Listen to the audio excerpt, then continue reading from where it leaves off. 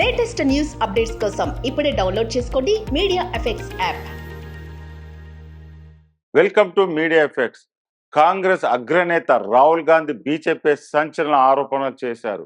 Stock మార్కెట్లో పెట్టుబడులు పెట్టాలంటూ నరేంద్ర మోడీ, అమిత్ షా ఇద్దరు ఎన్నికల ప్రచార సమయంలో ఇన్వెస్టర్లకు ఎందుకు సలహా ఇచ్చారని, ఇదొక పెద్ద స్టాక్ మార్కెట్ కుంభకోణమని రాహుల్ గాంధీ ఆరోపించారు. దీనిపై జాయింట్ పార్లమెంటరీ కమిటీ విచారణ జరిపించాలని ఆయన డిమాండ్ చేశారు. ఈ మేరకు ఆయన గురువారం మీడియాతో మాట్లాడారు. స్టాక్ మార్కెట్లో పెట్టుబడులు పెట్టే 5 కోట్ల కుటుంబాలకు పెట్టుబడి సలహా ఎందుకు ఇచ్చారంటూ రాహుల్ గాంధీ సందేహాలు వ్యక్తం చేశారు. పెట్టుబడి సలహా ఇవ్వడం వారి పనా అని నిలదీశారు.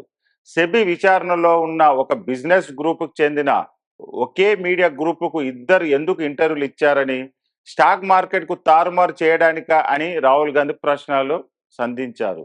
బీజేపీకి ఎగ్జిట్ పోల్స్ సంబంధం ఏంటని, ఎన్నికల ఫలితాలు వెలువడడానికి ఒక రోజు ముందు పెద్ద ఎత్తున స్టాక్ మార్కెట్లో పెట్టుబడులు పెట్టిన విదేశీ నకిలీ ఇన్వెస్టర్లతో బీజేపీ సంబంధం ఏంటని అన్నారు. జీతాలపై ఆధారపడిన 5 కోట్ల మంది ఇన్వెస్టర్ పెట్టుబడులతో వారు లాపడ్డారని పేర్కొన్నారు. ఈ స్కామ్ పై జీపీసీ ఏర్పాటు చేయాలని, ఇది స్కామ్ అని తాను భావిస్తున్నామని, భారతీయ రిటైల్ పెట్టుబడిదారుల సొమ్ముతో ఎవరో వేల కోట్ల రూపాయలు సంపాదించారని రాహుల్ ఆరోపించారు. ప్రధానమంత్రి, కేంద్ర హోంమంత్రి ఇద్దరు పెట్టుబడులు సలహా ఇచ్చారు కాబట్టే విచారణ జరపాలని అన్నారు. కాగా లోక్సభ ఎన్నికల ఫలితాల అనంతరం దేశీయ స్టాక్ మార్కెట్లు సరికొత్త గరిష్టాలను తాకాయని మే 23న ప్రధాని నరేంద్ర మోడీ వ్యాఖ్యానించారు.